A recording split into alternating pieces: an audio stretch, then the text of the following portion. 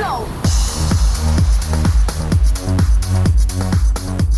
Welcome to episode 132 of the Gluttons For Punishment Podcast, or GFP, a Toronto Maple Leafs and NHL podcast hosted by Michael Lepore and Anthony Bruno. He's Lepore, I'm Bruno. Thank you so much for listening and watching us on YouTube as well.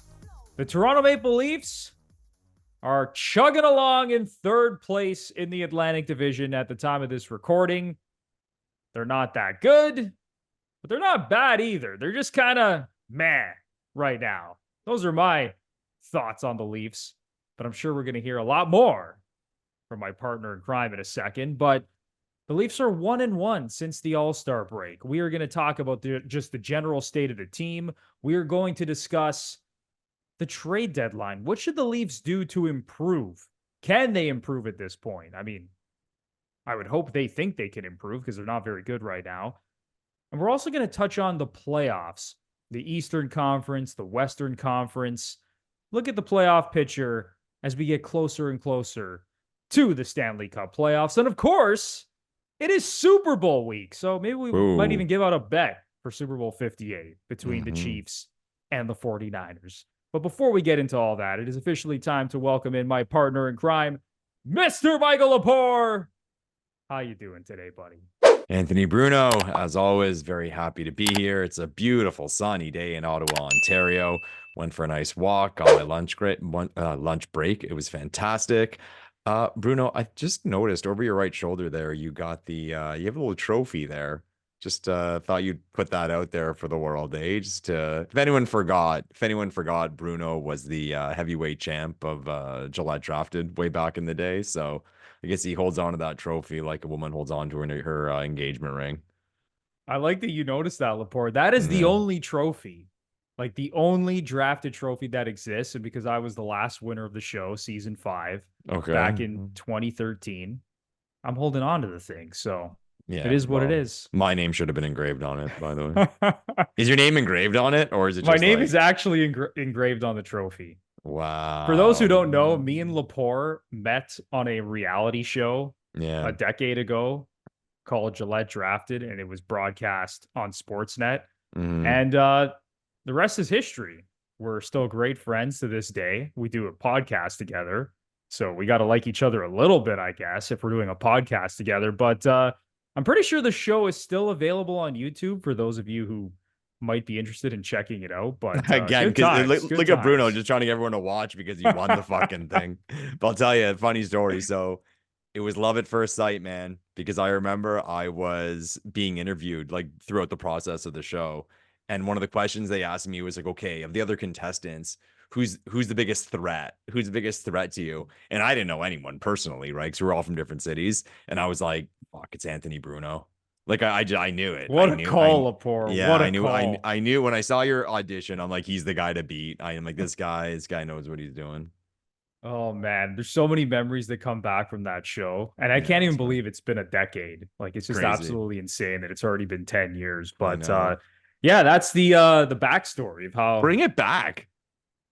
I know, for real, man. I was so pissed off when the show got canceled after my season because it was such a fun show. And listen, it wasn't like some massive show like American Idol or Big Brother or Survivor, but it had a very niche following. Yeah, people liked it. Yeah. And there was a good group of people who were disappointed that show went off the air. It was just such a cool show, cool opportunity for people like us. And yeah, they should bring it back. What the hell, man? We should pitch it. They got 2 hosts right here, 2 guys who made it. Right. Exactly. Lepore, before we get into the hockey talk, I just want to ask you about your prediction for the Super Bowl, because you're obviously a huge 49ers fan. So how are you feeling? The Niners right now, slight favorites heading into the game. So how are you feeling, man? I was kind of hoping we'd save that till the end of the show, but I don't know, man. It's a weird feeling because it sounds arrogant, but like I expected us to be here. And the path was not what I thought it would be in terms of how the games went. But I saw the bracket, especially when the Eagles and the Cowboys went out. And I'm like, well, we're going to beat Green Bay and then we're going to beat Detroit/Tampa. So like I was pretty sure we would be here. But now you look across the field and you see Patrick Mahomes. So if you're asking me if I feel good about it, it's a weird thing because my brain says San Francisco. Like people were talking, it was on Fox earlier today. They were saying like this team is the most talented team since like the 90 whatever Cowboys on paper, position by position. And I mean, I say like, oh, I agree with it because I'm a 49ers fan, but like you do look at the stats, it's like, yeah, that sounds about right. But then you look across the field and you see Patrick Mahomes. And if they were playing anyone but Patrick Mahomes, I'd be like, no, we're gonna win. I'd be very, very confident. Um, I am surprised we're a favorite. I will say that I thought maybe be a pick 'em or a slight edge to the Chiefs the way the playoffs have gone.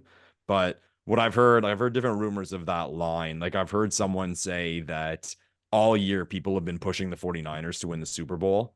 So there's a lot of future money on San Francisco, and that's big money because people got odds like in the preseason or during the season or even in the playoffs for that matter. So they're trying to push people to bet the Chiefs because like then they get at least maybe they can even it out however it happens, right? But I don't know. Do I feel good about it? Honestly, I'm like I don't. I don't. I think it's fear, man. I think maybe it's that because here you have this team, and you know, as Leafs fans, we spend all day talking about how to build our team, what this team needs. You know what I mean? And I look at the 49ers, and as far as like a cap world goes, you can't really build a better team No, on their paper. roster Like is loaded from it'd top be to easy for bottom.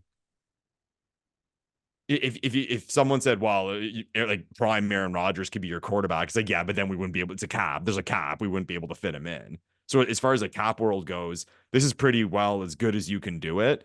And here we are in like what I think is like a 50-50 in the Super Bowl. And we've lost in 2 Super Bowls recently.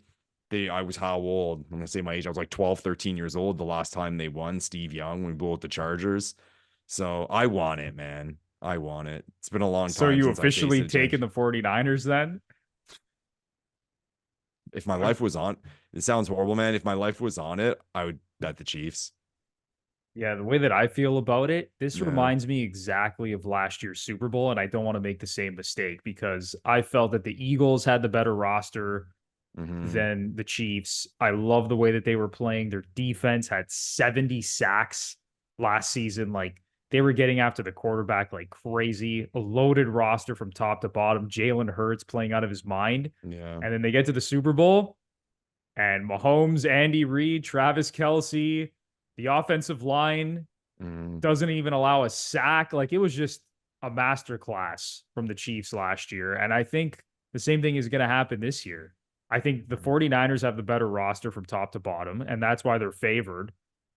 But the Chiefs, man, I can't bet against Patrick Mahomes. Yeah. The smart money, but like I said, we said the line's what's 2.5 now. The smart money's on the Chiefs, 100%, no doubt about it. Like as soon as Championship Sunday ended and the odds came out, I immediately bet on the Chiefs. So Yeah. I've had like I put in multiple Chiefs wagers, like going back to last week. I don't want to make the same mistake because last year I had the Eagles. I was feeling great. They were up by 10 at halftime. And then fucking Mahomes just comes storming back. And Yeah. I just and this year the Chiefs just have the better defense. So you're gonna give me Patrick Mahomes as a dog in the Super Bowl with the better defense. The head coaching matchup is kind of a wash, honestly. Like Kyle Shanahan and Andy Reid are like two of the best coaches in football. But I just can't bet against the Chiefs at this point. The Ravens had a phenomenal defense. They got through them. They're going to be able to move the ball against San Francisco. And who knows how Brock Purdy is going to play under these lights. So yeah, I Yeah. mean, I'm all in on the Chiefs. So Yeah. I'm hoping they come through because they pissed me off last year when they beat the Eagles. Yeah. And the way I can kind of see it happening is if we win, we have to do it like Tampa did it. We just have to smash them early and like that talent go at them, and it's a knockout right from the beginning, and it's never in doubt. Because as long as it's a game, no, Mahomes is gonna make the play when he needs to make the play, and you're gonna lose. I hate to say it. So I'm on the Chiefs, and diehard 49ers fan Michael Lepore is also on the Chiefs. Yeah, it's again, Wow. if I had to bet my life, and not a lot of people can do that. I take pride in that. I want people are like, oh, you're not a 49ers fan. No, I can really want them to win and have my doubts at the same time. I mean, maybe that's the effect of being a Leafs fan, but I don't know, man. I'm Look at you, scared. man. A I'm rational scared. sports fan. Michael Yeah. Lepore. Tr- Objectivity. I try to be. I Love try it. to be. It's time for a quick break for a word from Manscaped. This weekend is the big game. The Chiefs and 49ers meeting in Las Vegas. And if you want to be ready for the game and you want to be the champion of facial fuzz, then our friends at Manscaped have you covered because they are prepping you for everything you need for game day. Manscaped's Beard Hedger Pro Kit is the MVP of facial grooming. Join the 10 million men worldwide who already trust Manscaped with our exclusive offer just for you. Go to manscaped.com and use our code GFP20 for 20% off and free shipping. Lepore, what better way to get prepped for Chiefs and 49ers? That's right, Anthony Bruno. Guys, on Sunday, you're going to be going to the bar. You're going to be pounding some wings, drinking beer, being an absolute slob, losing all your money on the bets you're getting wrong. But why not look good doing it? Get your hands on the Beard Hedger Pro, look like $1,000,000, and when you're broke and you're full and you've drank too much, at least you'll look absolutely fantastic. Head to manscaped.com, GFP20 for 20% off and free shipping. Fellas, look good, feel good, and play good on game day. And the way you're going to do that is by using our exclusive code GFP20 for 20% off and free shipping at manscaped.com. So head to manscaped.com right now for 20% off and free shipping using our code GFP20. It's time for an important message from BetterHelp, a sponsor of today's episode. Sometimes in life, we go through difficult times, whether that's personally, whether that's in a relationship, and your mental health cannot be ignored. And a lot of times you can't tackle these situations by yourself. You need help. And that's where BetterHelp comes in. They make therapy easier and much less intimidating for a lot of people. BetterHelp lets you have therapy sessions as a phone call, video chat, or even messaging, whatever is most comfortable for you. BetterHelp will connect you with one of 30,000 therapists in their network. And in most cases, you'll be connected with a therapist within 48 hours. So go to betterhelp.com/GFP for 10% off your first month of therapy. Lepore, this service is incredible. It is incredible, Anthony Bruno. Mental health is something that's very serious. And be aware, if you're going through a dark time, you do not have to try to beat this thing alone. There are services out there that can provide you with some great help. BetterHelp is number one when it comes to that. As Bruno mentioned, there are different ways you can get in touch with people, different ways you can contact people. It's all up to you. Go to betterhelp.com/GFP. Join 4 million people who have used BetterHelp to live healthier and happier lives. So go to betterhelp.com/GFP for 10% off your first month of therapy to connect with a therapist and see if BetterHelp is right for you. All right, man. Let's get into the hockey talk now. Sure, everyone's bored. So the Leafs are 1-1 since the All-Star break. They lost 3-2 to the Islanders, bounced back with a 5-4 win over Dallas. Now, Dallas was on the second game of a back-to-back. Their number one goalie, Jake Ottinger, was not in net. And it was a back-and-forth affair. It looked like the Leafs were going to lose again, but the core four was phenomenal. So I want to just get your general thoughts on this team right now, because it just seems like if the core four doesn't show up, the Leafs have no chance in hell of winning a hockey game. Like, I look back to previous seasons, like even last year. Obviously, the ship was steered by the core four, but you had Michael Bunting, who scored 23 goals. You had Calle Jarnkrok, who was a 20-goal scorer. Even if you go back the year before, again, Bunting was that fifth option. Ilya Mikheyev was filling the net. Andre Kasha, Jason Spezza. Hyman, like there were more guys. Yeah, even when you go back a little bit further to the Zach Hyman years, like it always seemed like there was a couple complementary pieces outside of the core four who were producing, and again, not to like an elite rate, but were filling the net at, like a 20-goal pace, giving a little bit of secondary scoring. Now it's just non-existent with this team. Like the secondary scoring fucking stinks. And again, not to like an elite rate, but we're filling the net at, like a 20-goal pace, giving a little bit of secondary scoring. Now it's just non-existent with this team. Like the secondary scoring fucking stinks. And if those four guys aren't producing, and honestly, John Tavares for most of the season has been pretty shitty outside of his production on the power play. So really, if Matthews, Marner, or Nylander are not pulling their weight on a nightly basis, this team kind of stinks. So those are my just general thoughts on the Leafs right now. And sure, I'll expand on that as the podcast goes on. But what do you think of how the team is playing right now and coming out of the All-Star break? Well, you said if the main guys don't score, it seems like nobody else does. Well, it doesn't seem that way. It is that way. Someone pulled it up. It was Nick Alberga. Since December 1st, Domi 4 goals in 28 games, Camp 3 goals in 25 games, Nyes 2 goals in 26 games, McMahon 2 goals in 21 games, Holmberg 2 goals in 16 games, Gregor 2 goals in 27 games, and your boy Bertuzzi, the big free agent signing in the summer, 1 goal in 27 games. That's embarrassing. Unbelievable. And I was talking to someone earlier today about the Leafs and how the season's going. This team right now, I think on the nose, they're on pace for 100 points. Imagine Bertuzzi was on pace for like 20, 25 goals. Domi, like between 15 and 20 goals. Someone else with 10 to 15. Like they'd be top of the division. It's like that so close but so far thing, and it's frankly embarrassing. Like how bad these guys' numbers are. Like you play in the National Hockey League, you should be able to put the puck in the net once in a while. And I mean, with our power play unit, these guys don't get a lot, like almost any opportunity. Like the second unit goes on usually with like 20, 30 seconds left, so they're not going to get their cookies that way. But there's no excuses for this, man. There's no excuses. And we're at a point in the season where, and I think we talked about this a week or two ago, like this is what it is.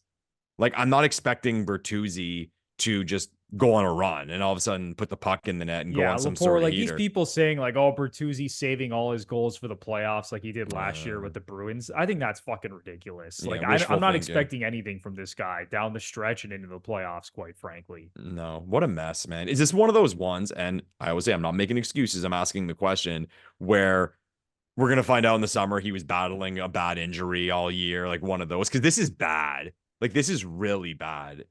I don't think so, just because really he's only had one really good season where he scored 30 goals. I believe he had another 20 goal season, but he has not consistently been a great player in this league. And we've talked about this on previous shows. Thank God the Leafs only signed him to a 1-year deal. And the same thing with Domi, because both of these guys are going to be out the door in the offseason. I don't think he's battling anything. I just don't think he's very good. And he's gotten so many opportunities to play with our best players. Now, I get that him and Domi are not getting power play time. And listen, I agree with Sheldon Keefe. I would play the star guys on the power play into the ground as well, because they're the only guys who produce. I'm not giving a minute, maybe not a minute, but I'm not giving 45 to 50 seconds of the power play to Tyler Bertuzzi and Max Domi and these other cast of characters who can't hit the damn net to save their lives and put the puck in the net. There's no fucking way. No. I'm leaving my star players out there, just like Edmonton does, just like Pittsburgh and Washington used to do when they were at the top of the NHL with all their star players. Like, screw that. I'm leaving all those guys out there for as long as I can on the power play, because they're the only guys who are producing on a night-to-night basis. Yeah. I'll ask your opinion on this. I'm usually of the opinion people come forward and say, they talk about trade deadline deals. And okay, would you trade this guy away as part of a deal? That never happens, or that very rarely happens, where you take somebody off your roster to add something else because you're trying to load it up, right, at the deadline. This year, if they can, I don't think that's off the table. I think the Leafs would do something like that. Like I would trade Bertuzzi. I would trade Domi. If the deal made sense. And again, like you have to look up no movement clauses, this and that. But like, what do they have to lose? These guys are putting up donuts. It's like I've no words. Like the Bertuzzi thing, man. People talking about how he's snake bitten, and I've never seen a player this unlucky. Yeah, you can say that over a short sample size. We're like the 2/3. What are we, like 2/3 of the season done? No. This is who you are. And Bruno, do you have his stats in front of you? How many goals did he score last year? You brought up that like he's only had one really good year. I think he scored like like 6 goals last year, like 12 goals. Yeah, so Bertuzzi this year has 6 goals in 48 games, Oh my God. 21 points in 48 games. So he's scoring at less than a 15 goal pace and less than a 40-point pace. But if we look at his career, I'll look at his career stats once again. So he actually has 2 20-goal seasons back with the Red Wings in 18-19 and then 19-20. And then he had a 30-goal season in 21-22. So my mistake. He's actually a 3-time 20-goal scorer, not a 2-time 20-goal scorer. But last year, Lepore, in 50 games, split with the Red Wings and Bruins, he had 8 goals. Yeah. So I was being generous with 12. With I wonder why I said 12. I remember now that you say it, I'm like, yeah, it was single digits. Like, what? What? And it's funny too, because in that role, it's like that whole, like, the guy who's going to play in the top 6. I mean, there was Hyman, there was Bunting. And I think with Hyman, at the time anyway, we thought we knew what he was. And it was just the thought process of he's going to get a big contract. It's going to be too much. Someone's going to give him too much money and too much term. And it's unfortunate. We love him, but we got to let him go. And we always kind of wish we could keep him somehow, but we just knew with the circumstances we couldn't. And then it moved to Bunting. Okay. And Michael Bunting was like one of the best contracts in the National Hockey League for what he was producing. But to take on Bunting, I kind of think people had the thought, it wasn't like Hyman where like we wish we could keep him. With Bunting, it was kind of like, nah, he's fucking gone. Like, we're not going to give this, we wouldn't even consider giving this guy that kind of contract. And it's funny, you look at it now, and I trade Bertuzzi for Bunting in a second. I think we all would. Oh my God, man.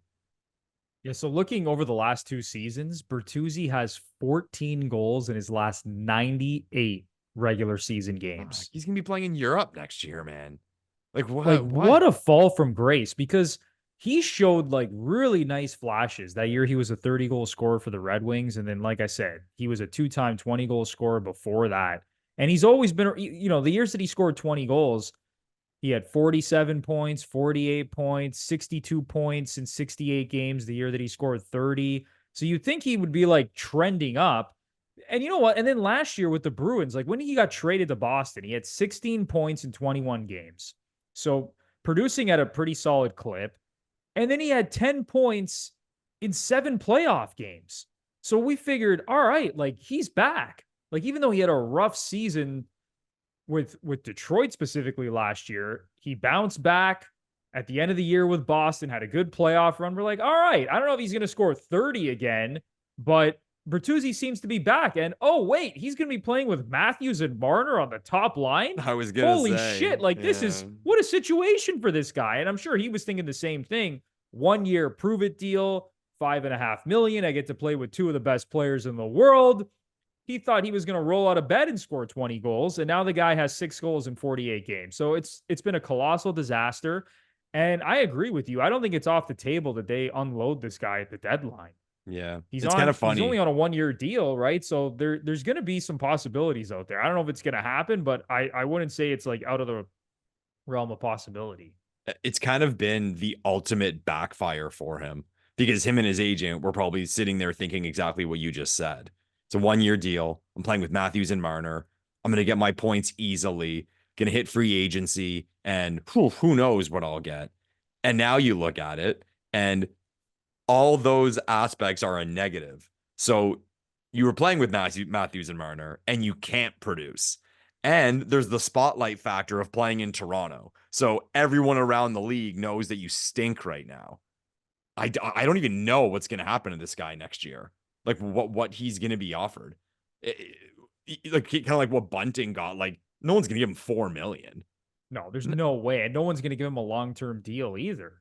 Like, didn't Bunting sign a 3-year deal with the Hurricanes? Like 4 million, 3 or 4 years at like $4 million, I think it was. I think it's going to be a similar contract. And listen, Bunting was a better point producer than Tyler Bertuzzi is. Would you give him? Would you be willing to keep? I mean, depending on the price, like, would you be willing to keep him in the offseason for a lesser price? No, not even. No, I don't even want to keep this guy because not only has he proven that he can't play with Matthews and Marner, he can't even play with Tavares and Nylander. No matter who you put him with, he's not producing, and he's not going to have a chance to play on the power play. And that's the thing. Like, there's other situations around the league where maybe a guy like this would get a little bit more power play time. Like even thinking back to his time in Detroit, Put him in like front of the at the net. time he was one of Detroit's better players. You know, he was like a young up and coming good player. They gave him opportunities in all situations. In Toronto, this is his role. Like he's not going to be playing a minute plus on the power play. He's not taking opportunities away from the core four on the power play. So you would think his numbers would come down a little bit, but Lepore, that never really affected Michael Bunting or even Yeah. Zach Hyman for that matter. Like now, those guys saw a little bit of power play time, but not that much. And they were still producing. So this is just a terrible look. And I love the point you made that like he's in the spotlight here. It was like Bunting. Like, remember all the penalties that he drew? And then the whole thing about, oh, Bunting's like a diver. And then all the refs were after him. Now you don't hear any of that stuff with him. Oh, of course not. Of course not. And I'm sure there's other players around the league like Bertuzzi who are having shitty seasons, and no one kind of really knows that it's happening because they don't play for the Leafs. Exactly. Horrible. But when I say less money, I'm talking, would you sign him for another 1 year at $3 million, put him on the third line? That I might be able to stomach. But if this Yeah. guy wants any sort of term, I'm going to say no fucking chance. See, I think I would do that. I think it's a situation where he's just, I mean, it's kind of across the board with our depth. Everyone's too high up the lineup. Right. And we'll get to that when we talk about like what this team needs to do to get better. But I just think he's too high up the lineup. I think on the third line at a reasonable salary, like, I mean, I think everyone would agree with that. If you got Bertuzzi on your third line, that's pretty good. So then would you do the same with Domi? Would you re-sign him to like a 1-year deal for less than what he's making now, which is $3 million? I would give Bertuzzi the $3 million Domi's making, and I would give Domi's $1 million on the fourth line. Wow. You want to stay in Toronto. You're the fourth line center. This is what your career is now. I mean, he got paid. He got his deal where he made money. You want to be a Leaf? This is where it's going to be, on the fourth line for $1 million. Wow, life comes at you fast. Well, what are you going to give Tyler them? Bertuzzi and Max Domi? My goodness. What would they even counter with that? No, they have no leverage. That's the thing. They have zero leverage at this point. Zero. Like, bring up their. I love looking at. It really hits you in the face when you go on the score app and you look at the game log. Like when guys are cold and you just eat like donuts. Just show them that. Like, what are you asking for? What? Zeros across the board forever.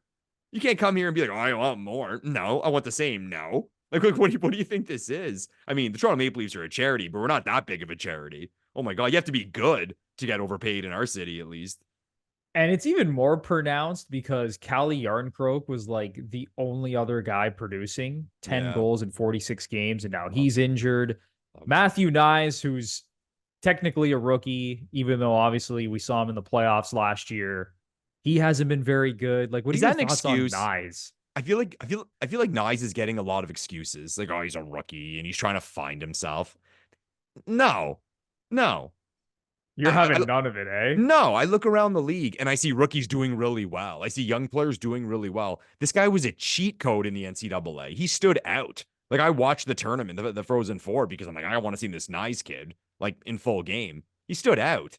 And physically, Lepore, he was ready to step right into the NHL. Like, this is not a small guy. This is like one of the bigger guys on the roster. Powerful, physical, great athlete, and he is just not producing whatsoever. He's in the same boat as these other guys. And sure, you give him a little bit more of the benefit of the doubt because he's a rookie, but holy shit, and just the salary because he's a rookie, you're not pissed off at what the players are getting paid. But these guys are kind of all the same. My saying is always, and something I use with my kids, you don't want to be the player where the play goes to die.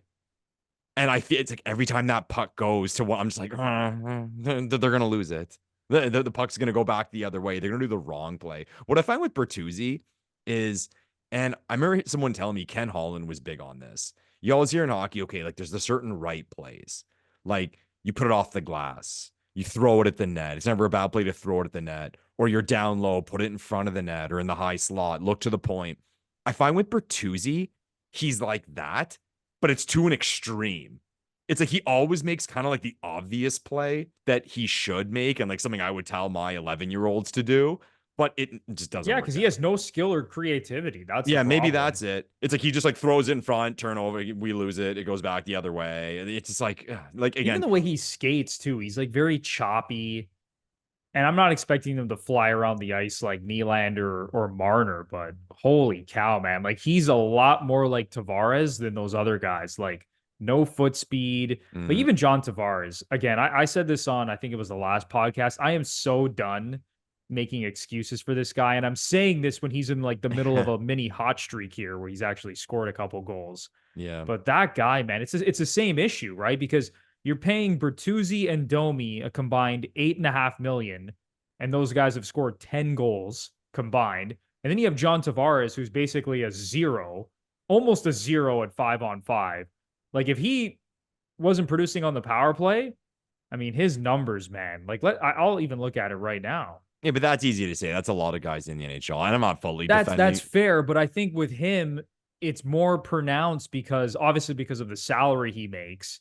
Like when you're making $11 million a year, man, you got to be able to produce at 5-on-5. And For I get sure. that he's For sure. getting older, but I'm so done giving this guy a pass. I'm so finished with looking at his stats at the end of the year and being like, oh, he's near a point per game. Yeah. Again, Tavares, 40 points in 49 games. So he's a little bit below like his typical pace, but just the eye test, man. When you watch this guy on a night to night basis, like, holy cow. He is like, you want to talk about the play going to die? The play goes to die a lot with John Tavares. I'm sorry. That's just the way it is. And you can come at me and tell me like I'm being a little bit too tough on the captain, but I'm expecting a lot more out of that guy. Like, even like, for example, I compare him to like Steven Stamkos. I feel like Steven Stamkos has aged a lot better than John Tavares has. They're the exact same age. Better They're body. yeah, Like like Stamkos, I think, yeah. has always just been like the better athlete. He's Yeah. been more explosive, and that's helped him as he's aged. But Tavares, man, like, holy cow. Now that we're getting to the end of this contract, he's just not giving enough whatsoever. It's funny how like with those big, but like I would have said 5 years ago, Stamkos is going to age better simply because of his body. Like I'll look at Matthews and Marner. Marner's going to age better Yeah, because 100%. he's slimmer, faster. It'll work out. Same with Nylander. He's going to age better probably than Matthews as well. Yeah, and I often talk about this show. Hockey's a funny sport, and like I feel like no other sport. I always use the term unconscious bias. We look at certain players and how they look, everything from their gear to the look on their face, and we expect something out of them, right? And how much of that all around, and everyone's guilty of it because everyone thought, oh yeah, Bertuzzi's a good player and he does this and he does that. When the Leafs got him, even other fans of other teams were saying, oh my God, like that's a good ad for Toronto. How much of that his reputation is the last name Bertuzzi, the long, well, not long anymore, but the long hair. He's got like a tooth or two gone. He wears his gear weird. It's just he looks like this like grizzly kind of guy, and it's like, oh my God, like it's heart and character, and he's gonna bang and crash and score 20 goals and put him with skilled guys, and he's the missing piece. His number was it 59. It's just like it's a number that kind of represents like a straggly player. You know what I mean? Not a finesse player. And I wonder how much of it is that we were all kind of fooled by this. And it sounds stupid. People be like, oh, no, it affects you, man. It totally affects you. I find Nylander is the ultimate example of you could look at that player and make a judgment, but he perfectly meets it. So it's fine. so it's fine. Like silky smooth, cool, scores, all that, can skate, develops plays. And Bertuzzi is like the opposite, but he's not doing anything. He's just, we've been fooled, right? And I always say that because hockey, man, it's a weird sport. And whether we like it or not, we have these things in our head of what a player should look like, what a player should do. Like, remember Matthews when he came in the league? They were like, oh, he's not going to be a scorer. He's going to be more of a Kopitar. Why? Because he's big? Like because he's big and he's American, and we didn't see him hit anyone when he was playing in Switzerland. We thought he was a finesse player, which he is a finesse player. But like we rushed a judgment on these guys based on, their prototype, based on comparables that we've seen. And you know what? It's the same with Max Domi. We think about Ty, and we think about him missing a tooth and him mixing it up in the playoffs. it's the same thing with Bertuzzi. So we have like these ideas about what these players are because of these, because we've been conditioned over the years to think like this when it comes to these different hockey players, and to categorize hockey players based on how they look, based on how they move, how they skate, based on their personality, even off the ice. Mm-hmm. And with Bertuzzi, yeah, I think we were fooled a little bit, and especially coming off that playoff run with Boston, that was the talk. Like, man, this guy had 10 points in 7 games with the Bruins. He was one of their best players. He was mixing it up in that playoff series with Florida. This is the exact type of character and grit guy that we need. And now he stinks. And that adds to it too, Bruno, because our last vision of him was a Boston Bruins jersey. So that adds to it even more. It was like on the Dangle podcast, they're actually talking about it. Liljegren. Remember how Liljegren was like projected to go first overall? And then I think he had mono in his draft year, and he flew down the draft board. Yeah, and I think they didn't even know he had mono. They found out later that he had mono. So everyone thought the Leafs got a steal. It was like 15th or 16th overall. And immediately it was, then they were talking on the podcast, and I totally remember this. Everyone was like, oh my God, he's Erik Karlsson. It's like simply because he's Swedish, right-handed shot. He can move the puck. He was putting up points in whatever league he was playing, whatever Swedish league level he was playing at the time. And I was like, oh, the Leafs got Karlsson. It's like that's like the top 5 defenseman of all time. That's a first ballot Hall of Famer. Yeah, it's funny, these comparisons and these quick things people do, but here we are. Even Nyes, man. How is like that? Oh, he's big. And like he moves his arms a lot when he skates and he chugs. He's not fucking doing anything. It's frustrating, man. It's so frustrating. We have so many preconceived notions about like all of these guys based on all the factors that we talked about. And before even like watching these guys play for the Leafs, and it's the same thing with every fan base. Like you have this belief about how a guy is going to play, what he's going to provide the team. And then sometimes it actually ends up the way you think it's going to end up. And sometimes it becomes a colossal disaster, like it has with Bertuzzi and Max Domi. So I'll make this point, and we'll move on, Bruno. And this makes it even worse. Okay. And this is why it's an ultimate kick in the nuts. Do you remember, it was years back, obviously, we played the Habs on opening night, and Kapanen, what did he do? Like he threw his stick or something I forget exactly what he did, but the Habs got a penalty shot for whatever he did. And the camera went on Domi, and you could read his lips. And he said, Cabby, what the fuck are you doing, you fucking idiot? With like a smile on his face, right? Just trolling him. Have you seen that once from him this year in Toronto? Like behavior like that? Because we'd be ecstatic. Well, at least he's doing that, right? No. A nice pass once a game. He gets his moment once a game where he makes a silky smooth pass. Everyone's like, ooh, yeah, great. Nothing happened. So nobody cares after the game. But anyways. So with all these shitty bottom 6 players who aren't producing and providing anything substantial for this Leafs team, what should the Leafs do at the trade deadline? Because we are getting very close to the NHL trade deadline. The Leafs right now playing at a 100-point pace. Who knows if they're even going to finish as the top 3 seed in the Atlantic Division? Like they might fall into a wild card spot. So what does this team do? Because Elliot Friedman, in his latest 32 Thoughts, talked about how the Leafs are still very interested in Chris Tanev, defenseman for the Calgary Flames. You would think he's going to get traded at some point, being on an expiring deal. Calgary, they're not a serious team this year. But it seems like the Flames, at least according to Elliot Friedman, are kind of holding off for the time being, because I think they want a first-round pick and they want as many assets as possible. And based on what Friedman said, the Leafs weren't willing to give a first-round pick because the Leafs don't have seconds a lot of top picks in the next few drafts. Like It is bad. That cupboard is bare in terms of prospect, in terms of draft capital. Honestly, even prospect capital at this point. Like Easton Cowan, Fraser Minton, and Matthew Nyes, who I don't need to call him a prospect anymore, but that's about it. Like who else is in the system right now that anyone's excited about? Right. So I don't know, man. I don't know if Brad Treliving is going to pull the trigger and trade away some draft capital here, but there's another thing that Friedman reported is the Leafs are also interested in a centerman. He didn't mention any names, but I've seen like Scott Lawton's name tossed around from the Flyers. So what do you think the Leafs should do here? Because the Eastern Conference is kind of wide open at this point. Like there's really not a single team that scares me. Like last year you had Carolina, who was a wagon. You had the Devils, who were an absolute wagon. The Rangers are having a good season, but I felt like they were even scarier last year. This year, the Bruins, even though they're having a great year, I don't think that they're that good. Florida's having a good year, but I'm not like overly scared of any of these teams. So saying all that, what the hell should the Leafs do at the trade deadline? Would have a hard time swallowing a legitimate rental right now. If you want to trade some like, 6th and 7th rounders, 5th rounders for some depth in case some injuries happen, but you have to earn getting better at the deadline, making your team a higher level of contender. And the Leafs haven't earned that yet.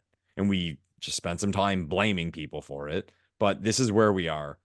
I would have a really hard time making a deal that did for a player who did not have term. And it's like, hey, it's a future thing, and we're just making the deal now because it makes us better. And there is the point, yeah, because we don't have our seconds, because I think we lost a couple because of the McCabe deal. But we can't, because of that, we can't get rid of our first. And as you said, the cabinet's not that strong. So no, trading a first round pick would suck. So would I trade a first round pick if it's a player on a decent contract who's a quality player with term? Yeah. I mean, that's something I would do or consider. But at the deadline, man, I don't think the Leafs are there, because I think too, you just went over the Eastern Conference. The Eastern Conference, man, like I got no idea who's going to come out of it. The Leafs could win the conference or lose in the first round. I wouldn't be surprised. So you're not going to make yourself that much better where it's like, oh my God, you're a different team now. So maybe just take your chances with what you have. And we've seen ridiculous thing happens in the playoffs. Maybe all of a sudden Sammy comes in and he's putting up a 9.35 save percentage and then rides the Leafs to the cup, because I mean, ridiculous things happen like that in hockey because hockey makes no sense. But in terms of the deals, I mean, the ideal moves they could make would be kind of like how I was referring to for the offseason, something that would move guys down. It doesn't have to be significant, like you're adding a superstar, but maybe add a guy who could play with Matthews and Marner. And then now Nyes can go to the third line. And then maybe you could work something out where maybe you move Yarncroc up. Bertuzzi goes to the third line. And then, okay, maybe a third line center that gets Domi to the fourth line. And then kind of everyone gets better. You always hear that in baseball. You're a big baseball guy, Bruno, with pitchers. It's like, well, not only did you get a really good pitcher, and now everyone moves down in the rotation. So it makes you even better in the head-to-head matchups, right? So I think moves like that. And the same goes for the D. The same goes especially on defense, because you know the name that sticks out to me, Lepore? Mark Giordano. You hate GOA. He is brutal, man. I'm sorry. I know that he's had some good flashes for this team ever since he came over from Seattle, and he's been a good veteran presence back there, playing on the third pair, playing up in the lineup at times. But he is so washed up at this point. I will be so furious if this guy's playing like 18 to 20 minutes a game in the playoffs. Yeah. Like I won't be able to watch. Yeah. What do they got? It's him and Lily they've been doing lately. I mean, at this point, like he can't be playing. He can't be playing regular minutes if you're a serious team. If you actually want to make a serious run in the Stanley Cup final, that guy cannot be playing minutes in the playoffs. So if you acquire a guy like Chris Tanev, does that move Giordano down as like the seventh defenseman who now is like just coming in if you have an injury? That's why I like Tanev. He's also a Toronto guy, like Mark Giordano. I don't think Tanev's going to make like a huge difference or anything. Well, that's the thing. Like Noah Hannafin's a good player. Yeah. He would make more of a difference, but you're going to have to give up more. And then it's like, how do you re-sign him after that? Yeah. Whereas Tanev is more of a rental, and you could probably retain him on like obviously a way more digestible contract moving forward. But he's old too, eh, Bruno? Spot. What is Tanev? 34? Yeah, Tanev, I want to say he's the same age. I think he's a year older than Tavares. I think he's an 89 and Tavares is a 90. Well, 34. So what kind of deal are you going to give him? That's the thing, right? Like if you retain that guy, you don't have to give him a big deal, and he's probably going to take a hometown discount because he probably wants to be a Leaf. Now, we always joke around, this guy wants to be a Leaf. He wants to be a Leaf. I genuinely believe that Chris Tanev at some point in his career. But yeah, like that would be a move I'd make. And then up front too, like, yeah, this team has a depth issue across the board. So any way that you can Clearly. bolster the top six, and I don't know what moves are out there because it's going to be tough, just like salary cap wise, as it is for most of the top teams in the league. But I think we just need to be honest with this roster. Like my friend was texting me yesterday. He's like, man, he's like, the Leafs might miss the playoffs. And I'm like, listen, I don't think they're going to miss the playoffs. They'll find a way to get in, whether it's the third seed in the Atlantic or as a wild card team. But can we just be honest that this team is not very good? Like, I No. think across the board, we can all admit that this team is not nearly as good as last year's team, the team 2 years ago, 3 years ago. That was a Like, it's sick giving me team. vibes of that 2019, 2020 team, like the COVID team when Tyson Sheldon Barrie. Keefe came in after 25 games when Babcock was fired. And then, you had the COVID stoppage and then they came back, the return to play plan, and the Leafs lost to Columbus in the qualifying round. I'm getting the same vibes. Like that team was not a serious team. They were a playoff team, but not a serious team. And I'm getting the exact same vibes with this team. I'm just not expecting much. And maybe you could say, oh, this is the year when you don't expect anything. They're going to pull a Florida, sneak into the playoffs, and then go on a run. But I don't know how you could seriously look at this roster right now and be like, oh, it's coming. It's coming. No. They got the pieces. It's coming at some point. Just got to be patient here. I just don't feel that way at all. No one's saying that. But did we say we had the discussion, man, with the offseason? And again, we were fooled. We can admit when we're wrong on this podcast. We were having a discussion of, is this the best team of the Matthews era? Saying, is this what is this team going to put? We hammered what was their over under? It was like 106.5 or something. We both hammered the over, saying, no. We did. Yeah. Oh man, this team's going to put up at least what they did last year. Come on, we got Bertuzzi. Here we are.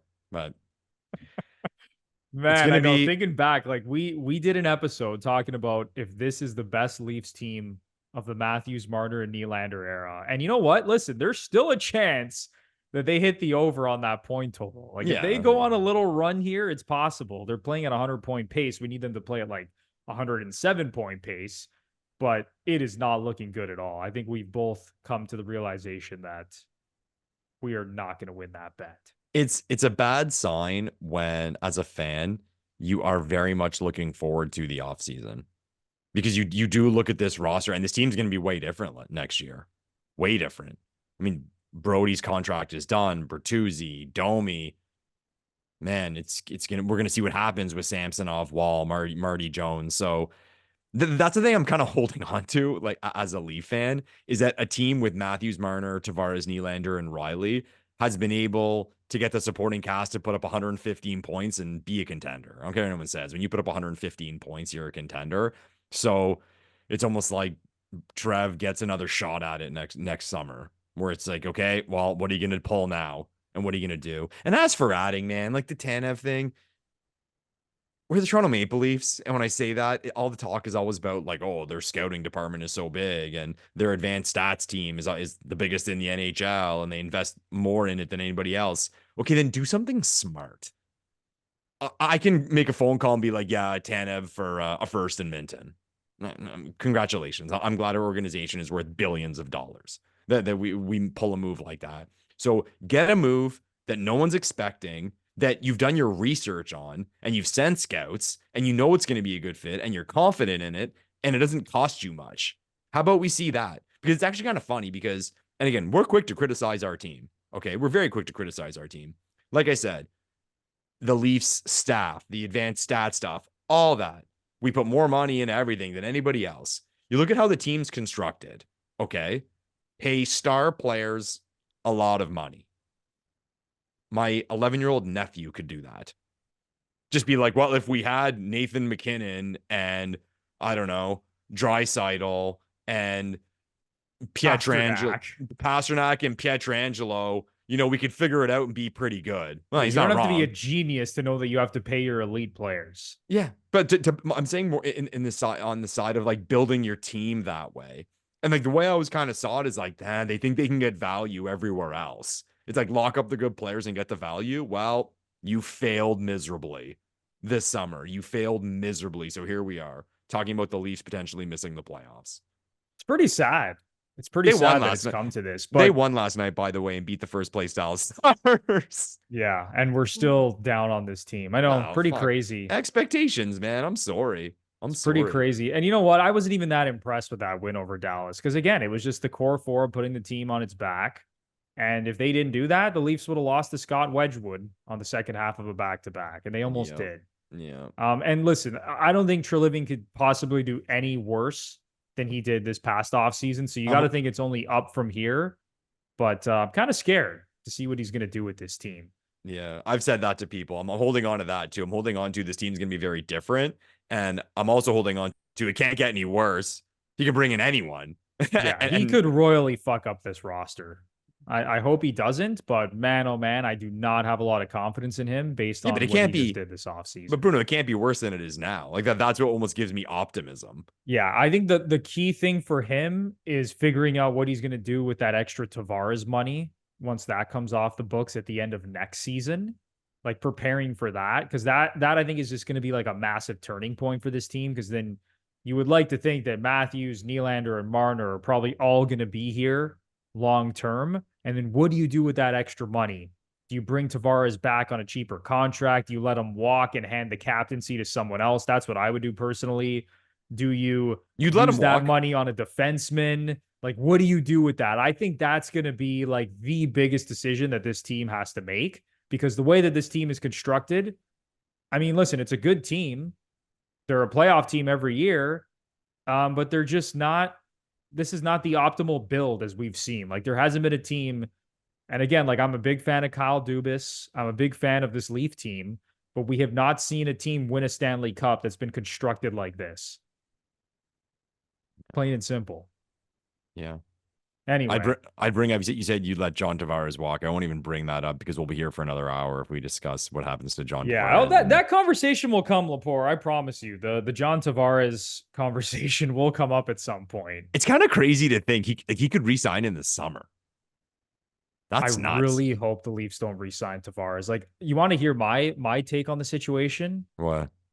I just think that they should strip him of the captaincy. Like, I think they need a new captain. I think they really got to shake things up. You're saying like this summer do that? Like before he even... I would even do it. Yeah, I would even do it before his deal expires. We've seen other teams do this in the past, like the San Jose Sharks. Then you can't keep him. I think if you do that, you have to get rid of him. And that's, I don't know. Like, I listen, I like the guy. I respect him. I respect him as a person, as a player. He's done great for the community, but I just don't like this guy as the captain moving forward. Okay, but say his deal is up and he's okay, guys, 3 years, 10 million, and I'll give Austin the C. We'd do that. Come on. Yeah, I don't mind that. I just think it's gotten to the point now where I think you just have to move on from Tavares. And as much as he wants to stay here and his family probably wants to stay in Toronto, I just think you have to move on, man. I really do. Like, and it's also just comes down to the point of just shaking up this roster a little bit. Like, can you imagine they bring Tavares back? It's the same four guys with Morgan Riley, and we're back at square one, figuring out, okay, how do we build this team again? Scared shitless if Brad Treliving is going to make decisions like signing Max Domi and Ryan Reeves and Tyler Bertuzzi. I just think at some point you have to break up this core four, and the easiest thing to do is waiting for Tavares' deal to expire. Let him walk. Give the seat to Matthews. Give the seat to Morgan Riley. I wouldn't mind seeing Riley as the captain. I don't know how other people feel about that. I think he'd be a great captain. I thought he should. I was pitching him to be captain when the discussion was being had. I'm like, everyone's like, oh, Tavares, Matthews. I'm like, I'd like Riley to be captain. He's the one who's been there a long time. He's shown he's loyal. I'd give it to Morgan Riley. It's less loud. It's less loud than, say, a Matthews. Yeah, I don't mind Matthews as staying as the assistant captain. I think Morgan Riley honestly has more captain qualities than Matthews. He's obviously not as good as Matthews, but I think he'd be a better captain than Matthews. Yeah, whatever that means in today's NHL, not like when we grew up. Yeah. Anyway, there is one last topic we wanted to get to, but we are kind of up against the clock here, Lepore. So maybe we save it. Yeah, we'll save it. I mean, that one kind of holds, so we'll save it. We'll save it. So basically what the discussion we wanted to get into was the playoff picture. And we'll talk about that on the next episode, specifically the Western Conference and just how much of a gauntlet it is when you look at the top 3 in the Central, top 3 in the Pacific. So we'll have a longer conversation about that on the next podcast. But Lepore, before we wrap things up, is there anything else you want to get off your chest?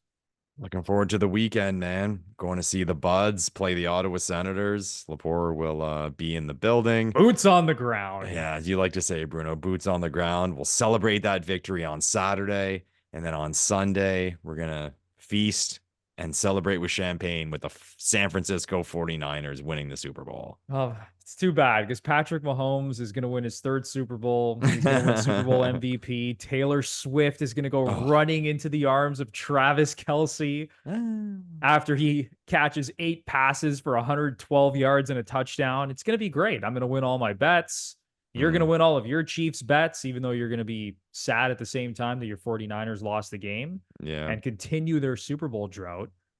49ers low key, man. Haven't won a Super Bowl, as you said, since 95, is it? Yeah, man. Man, oh man. Long. Like I said, 2 Super Bowl losses. I don't know. I have to go back and count how many NFC championship games. Sucks, man. Are they slowly becoming the Toronto Maple Leafs, Michael Lepore? No, bro, they're making it far every year. They're just not getting it done. They're not the That's Toronto fair. Maple Leafs. Yeah. Yeah, they're not quite in the same category as the Cowboys at Maple Leafs. Yeah, and we'd take a Leafs Cup in the 90s. By the way, oh exactly. my God. Oh, man. But that is going to do it for episode 132 of the Gluttons For Punishment Podcast, or GFP, a Toronto Maple Leafs and NHL podcast hosted by Michael Lepore and Anthony Bruno. A very exciting weekend is on tap, as Lepore said. The Toronto Maple Leafs will take on the Ottawa Senators in Ottawa on Saturday night. Michael Lepore, boots on the ground, will be in the building in Ottawa. And then enjoy Super Bowl Sunday, everybody. Let us know in the comments. I know this is a hockey podcast, but let us know who you like to win the Super Bowl in the comments. Chiefs, 49ers, any other bold predictions or bets that you have heading into the game. We would love to hear from you. But that is going to do it for episode 132. As I always say, if you really enjoyed the content, if you're a long-time listener, first-time listener, it's a huge help if you give us a 5-star rating and review on either Apple or Spotify. And if you're watching us on YouTube, we would love you so much if you smash the like button, subscribe to the channel, leave a comment down below, and ring the notification bell so you know exactly when the GFP podcast is posting some new content. So for Michael Lepore, I'm Anthony Bruno. Enjoy the weekend, and we will see you in the next one. Thanks, everyone.